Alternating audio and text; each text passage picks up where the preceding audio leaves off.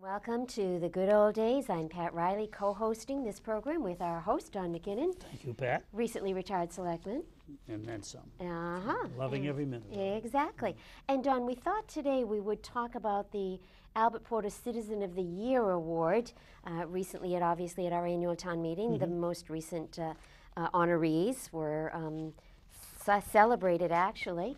And so we thought it'd be a good time to take a look at how this all happened and some of the previous award winners. So actually, Sure. in the annual town report for 2005, our historical commission did a little bit of history on the whole thing. And it says that in 1989, the Raynham Town Report was dedicated to town volunteer and elected official Al Porter. That same year, a new award was established, the Albert F. Porter Citizen of the Year Award.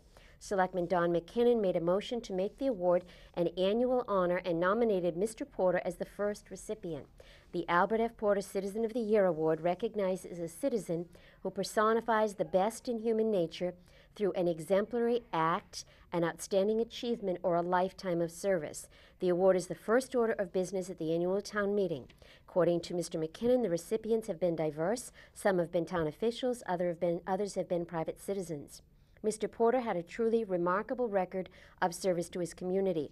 Born in 1908, he was elected to the Raynham School Committee in 1934 at the age of only 26. He held that position until 1942 and then served on the Finance Committee from 1942 to 1945. In 1950, Mr. Porter was elected to the Board of Selectmen, the Board of Health, and what was then called the Welfare Board. He served on all three boards until 1974.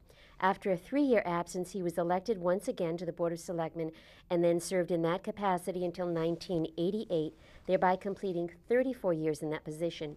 In all, Mr. Porter's record of service to Raynham spanned 58 years. Albert Porter, there are people in the town, Harry Carey is one of them, that served on different boards. Donnie Francis is one of them that served on different boards. So people see them, they say, oh, you served 39, that's a lot of years. It is a lot of years, I'll grant you that. But there are people in town who have served 40 and 50 years in different positions, one way or the other. And Albert Porter was one of those people. And actually, what did he say, 34 plus 3 if he hadn't been knocked off in a campaign. So, but you know, he was quite an individual. And when he got off, he was in his 80s. No disrespect now, you know, I want to be careful how I say it, but Mr. Porter was one of the reasons I didn't run again, because he was in his 80s, and at that time he was having difficulty hearing. And Donnie Francis would pick him up to get him to the meetings and all. And in reality, to be fair, he probably should have not run a term or two before. So I'm 79 to the 80, and Albert was kind of a reason for that. But Albert, as you say, total between different committees and all, over half a century. Really, it's amazing. And as a result of that, he was hurt, though. His feelings were hurt. We had a testimonial for him. We gave him the first key to this town ever.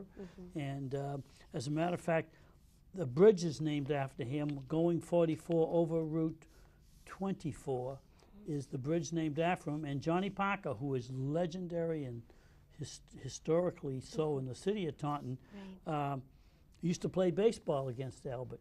And he said to me, you haven't named anything after Albert. And I said to him, John, everything's named after you and your wife, and so therefore there's nothing left. He said, yeah, there is the bridge over Route 24. I said to him, you left that bridge, didn't you? He said, yes, I did. And that became Albert Porter's Bridge, and that was named after him. And also, I thought it would be nice to put an award in Albert's name, and where he had so many years and all. And the irony is, Kathleen Roberts, I believe, did the interview in Albert's living room and interviewed him. And I made mention of the fact that, and this would be in our list here, would be Donald Butch Morrison. And I made mention that Donald was the first recipient, and Albert said, I was the first. You know, that's the way it was. I was the first recipient, you know. And I said, Albert, you are the award. You know, it's not a question of did you get the award. Right. You are the award. Albert Porter is the award.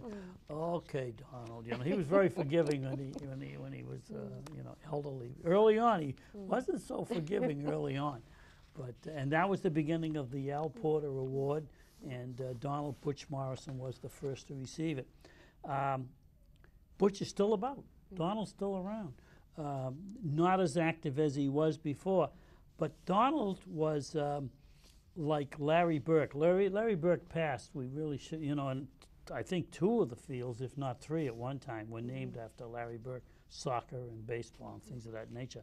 But Butch Morrison was active in all sports. He coached, he umpired, he worked in leagues, and he just did everything. And so he was, we believe at that time, we voted, and we thought, yeah, Donald would be a good recipient of the first recipient of the Albert Porter. And so that's, Pat, how Donnie became the first, and how Albert finally got over the fact that he wasn't the first. Well, he was. We list him here, Right, don't we? right, So right. Albert, Yeah. he would be happy. And, Definitely. But it's something decided by the Board of Selectmen yes. every year. Often it's a cigarette in a fashion we don't say anything until the night of the Right. town meeting.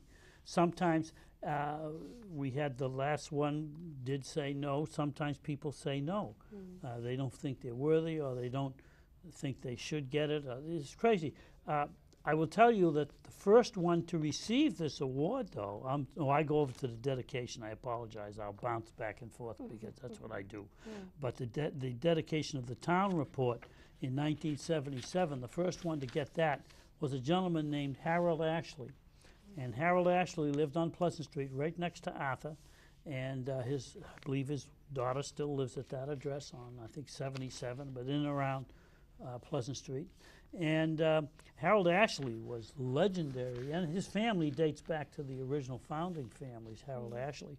And we said that, and he was on the board of a planning board, and in that he pushed to have 44 one way, and then the South Street, which runs parallel to it, the other way. Really? And it didn't come to pass, but you look back on it and say that might not have been too bad an idea to do that with all the traffic that's down Right, there and the right. lights and the backup and the whole thing.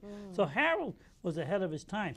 The reason he didn't accept it, though, he said, "I'm not dead yet." We had those guys in those days. They were cantankerous, And we said, "Harold, we're not saying you're dying or retired or anything." "Yeah, well, I've got plenty of action left, and you're going to hear from me." So he didn't take it. So we gave it to George Powers, who was also on the planning board. Billy Powers just passed this past year, his brother. And Alice still lives in town. And George Powers, we gave him the award. He owned Powers Pontiac down on Route 44 in the old days. But he also, that was a great planning board at that time. There was Harry Carey was on it. Lovenberry who lived, I believe, next to Donnie at the time. And it was just a great planning board at that, which it still is a great planning board, but it was super at that time. And Very good. So let me just see what it says here about Mr. Morrison. In May of 1990, the second annual, or as we said, the debatable, first, yeah. right, was presented to Donald Morrison. When Selectman Don McKinnon presented the award, he cited his many years of service to organizations in the community. At that point, he had been active for over 30 years in CYO basketball, and for 17 years, he served as director of that organization. He also spent 17 years either umpiring or managing the Babe Ruth League or Little League. He served as a member of the Parks and Recreation Commission from 1978 to 1983. He was also a member of the Board of Directors of Pride Workshop. Additionally, Mr. Morrison spent 16 years as an instructor in St. Anne's CCD classes. The year after that, Don, 1991, went to not a single person, but a group. It was awarded to a recognition of the citizens of Raynham who had served in the Desert Storm conflict. That's right, and one of the fathers, I believe, accepted it for the son, and the award is so listed as Desert Storm because we felt that it shouldn't be one particular individual, although later on down the road, 2 soldiers that did pass in the Iraq-Iran combat were so named, but so that's why that was. Does it say anything on there on that, Pat? It says. You must have written that. No, actually, I didn't. I think it was a couple members of the Historical Commission. But Marie Smith, chairperson of the Board of Selectmen, presented the award in appreciation of the service that these three men had rendered to their country. The award was accepted by David LaPlante, one of the veterans, on behalf of the following individuals whose names were inscribed on the plaque: Frederick A. Brown Jr., James W. Donovan, David A. LaPlante, Stephen P. McCormick, James C. Reed, Stephen G. Mello, Michael A. Merca, Brian A. Maruzzi, and Anthony F. Olivaz. It's a good one, Don. It's easy for you to say. Usually it is Olivrazada. That's and true. I think I really goofed that that up. No, that's fine. Interesting enough, though, one of the names of the person who received it would be now a detective on the Raynham Police Department. An excellent David police. LaPlante. Yes, and there is another name that you may see down there. I think. Oh yeah, what's he? Oh yeah, he's chief James of police. Donovan, yes. James Donovan is there. So we have two of our. I'm going to try that one finest. more time, Don, because I don't want to. Anthony Olivrazada. Olivrazada. Much it looks better. like. Okay. His mother said, "That's about time." Oh my Yeah, God. that's I good, yeah. know. In any case, it was so. It doesn't have to be to one particular individual. It can be to, in this case, Down a the group. road, we'll get it. And I think what we should do is take each one of these people and go over them a little bit, and then whatever we don't finish, if we have another night like this, Yes, absolutely. just keep going down them. Absolutely. But later on down there's a name of a family that no one knows, I'm sure, because they heard a crash. They were in their pajamas at night Yes. and ran out of their house and saved those individuals who were trapped in the automobile. So I mean, and we never saw them before. We haven't seen them since. But it was just a wonderful act. So, you know, interesting. The Porter Award is an interesting. I'm glad for Albert, because Albert was, you know, very feisty. And there are people who didn't like him and people who did like him. But we used to call him the mayor of the North, and he would get all the votes in the North. No one, if you're in the North, you voted for Albert. And so, but he did lose a campaign or two along the way. As a matter of fact, one of the reasons also that we named that for Albert was the fact that Albert didn't run against a person. We tend to do that in politics, we people in politics. He ran for the position. So he lost the position to an individual who's presently serving. He then ran the following year against a person, a former selectman. He then ran again against a person, myself, and Arthur Pillsbury at the same time. So in other words, it's hard to picture the people that were active in the political world in those days who Albert didn't run. He ran against them all. And I said to him, I said, Albert, you ran against me. He said, no, I didn't, Don. See, he wouldn't give me that. He said, no, I didn't. I never ran against you. I said, okay. But see, he ran for the position. And I thought the Citizen of the Year Award named after a selectman should be named after a person who was a selectman to be a selectman. Not that the others aren't in a fashion. But Albert proved by running and losing against people that he Didn't matter ran. who it was, right? Didn't care who it was, he wanted to be Yeah. a selectman. Yeah. Didn't care. Could have been the former president of the United States. Didn't matter to Albert, he wanted to be a selectman. He ran, I think he ran against Johnny Parker one time for the Senate. I believe he might have. And Johnny Parker and he were very close friends. But that was Albert. In 1992, would be the next year, it was presented to Charles Rochette. Mary Ellen's dad. Is there anything on him there? It says, to honor his efforts to help the town's neediest citizens, Mr. Rochette managed the Raynham Food Pantry, which was established only recently, this would be in 2005, to help Raynham's less fortunate citizens who had fallen on hard times, or to help members of the Raynham community who are experiencing some temporary difficulties. When Mr. Rochette accepted the Porter Award plaque, he said, if volunteering my time to manage the Raynham Food Pantry has helped to make Raynham a little bit better place to live and a little bit more for our fellow citizens, then this in itself is reward enough. In these times of economic uncertainty, many town residents who previously were self-sufficient now find themselves in need. I'm extremely happy that I can help to improve the quality of their lives, even in a small way. One of the things about this show, The Good Old Days, I am attempting to line up from September on father-sons, mothers, daughters. Involved, I'm okay. trying to line up people in the town of Raynham who are carrying on the history of the occupation of the parent. And Mr. Rochette, Charles' daughter, was Mary Ellen Rochette. Now, there's people in town who knew Mary Ellen passed away about a year and a half, 2 years ago. Joey's taking the position that she held, Joey Pacheco, and doing a wonderful job, by the way. Very dedicated, Joey, to that position. But she followed in her father's footsteps, in a sense, as so is someone who's affiliated with an oil company, which I won't name. But it's wonderful, the town of Raynham, how it stays in family. The firefighters' families, the police family, the town clerk? the town clerk's family. We got to get Helen on. The last time she held up. I get people in there, they're being nice. They don't know how to say no to me, see? But then when it comes time to do it, they know how to say no. So Helen said, oh, okay, Donald, I'll do it. Okay. And Marcia said, I don't believe you got my mother to do it. She said she'd do it. She said she'd do it. Hello, Donald, my mother has to have her hair done that day. Okay. And so we got to get Marcia and Helen on sometime also. But I've talked to George. George is saying, what are you mentioning me for? Because I do these things, you know. George Rogers I spoke to. His son now is the fire chief in Bridgewater. And George was the deputy fire chief with Teddy Janis. I'd like to get Jimmy Janis, I believe his son, and talking about his dad, who was really Ted Janis, the first full-time fire chief in the town of Raynham. Lou Pacheco and his son, young Lou and Frank. And so, yeah, I'd like to get this sort of tag, you're the next generation carrying it on. So it's really a wonderful town in the sense that the people who do the job, it's not a job to them. It's a way of life.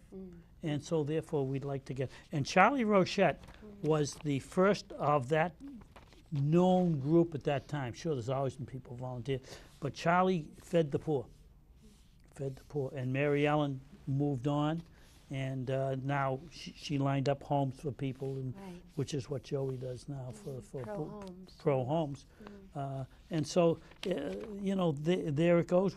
I don't think we named anything after Mary Ellen after that because she was in the city of Taunton doing that. But it was the same type of thing which it carried on. And Charlie was a very dedicated individual. Went what we call under the radar. No one even knew who he was in those days.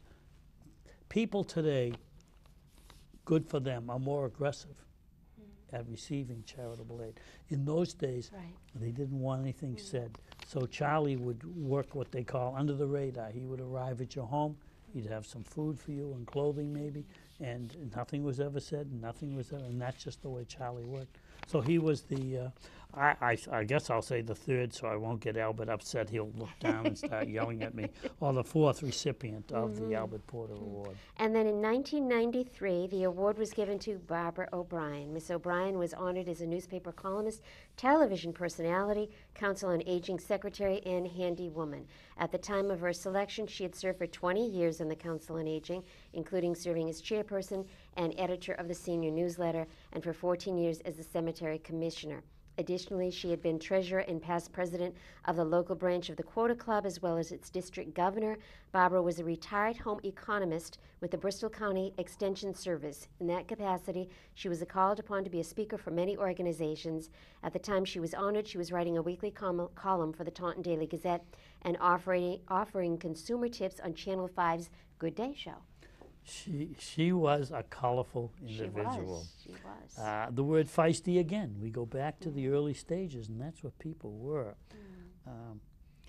We had her on our committee to build the community center. I always forget what to call it at St. Anne's. There's that separate parish center there. Parish center, and she joined us on that, and she was dynamic. There was. What is the one that someone did a movie on her life, this national known lady? There was a lady who was very active in cooking and all that stuff there. Okay. But, you know, not Martha Stewart. No, but this one passed. Okay. But she used to cook and do all that stuff, you know. She was that kind of person. She had that kind of a colorful personality. And she was a TV personality, and she was an author. And she was... Very quick wit. the Irish with that, which you and I understand all too well. We grew up with it. And she, actually, she lived in a house which has a duplicate, which I only found out fairly recently. Dick and Lois Friedman have the tennis court opposite the Merrill School there, you know. That house, and Barbara O'Brien had the house on the corner of White Street and Titicut. If you look on the left, those houses, and as I've been told, are identical. They were built by the same person, same carpenter, if you will, and they were like a brother and sister or somebody living in those homes at the time. And Barbara took over that house because both those houses are historically correct, but they really, in some cases, they don't have clay closets and things like that. And so they needed a lot of tender love. And so Barbara took over the one and the Friedmans took over the other. And those houses have been brought into the 21st century by virtue of their craft, you know. So that was Barbara. She was very active until the day she passed. There was no stop for Barbara. She used to you always remember that she used to say that serving on the cemetery commission was the best job because you never got any grief from the clientele. And yet, if you check the cemetery commission, they'll tell you about some problems they've had about who's in the right plot. Really. The following year, 1994, it was presented to Shoshana Garshik. When Selectman Don McKinnon presented the award, he explained that Mrs. Garshik served on the Raynham School Committee for 22 years and is the school committee's delegate to the Bridgewater Raynham Regional School Committee for 13 years. She had also served as the chairperson of the Area 3 District of the Massachusetts Association of School Committees. She served as the MASC representative on the Massachusetts State Committee for Professional Certification and the Massachusetts State Committee for Childhood Education. He cited her tireless and visionary efforts on behalf of the organization that she founded to enhance the Raynham schools, namely the Raynham Association of Volunteers for Education, otherwise known as RAVE. You know her as well as I, maybe a little bit better than I, because you worked together with her on the RAVE. She started the RAVE, and she did half, and you've done the other half. And I wouldn't say Shoshana was feisty as Barbara O'Brien was, but Shoshana was one of those people. People didn't say no to her. She just kept going. That's all. She asked you what you wanted, but then it didn't matter much what you said. She just keep going that way. And I tell this too about her. She gave me a call. She's going to move out of town. Where did she go? She went sometime. Newton, I believe, Newton, that yeah, area. yeah. She went to Newton to be near her daughter, I believe, who was a doctor. And anyway, she said, Donald, you got to come up here right away. I've got stuff to give you. I'm leaving town. I said, okay. And this is for the Historical Commission. I said, I understand that, Sharon. You know. And I went up there. She had a pile, you know, just a pile of stuff there, you know.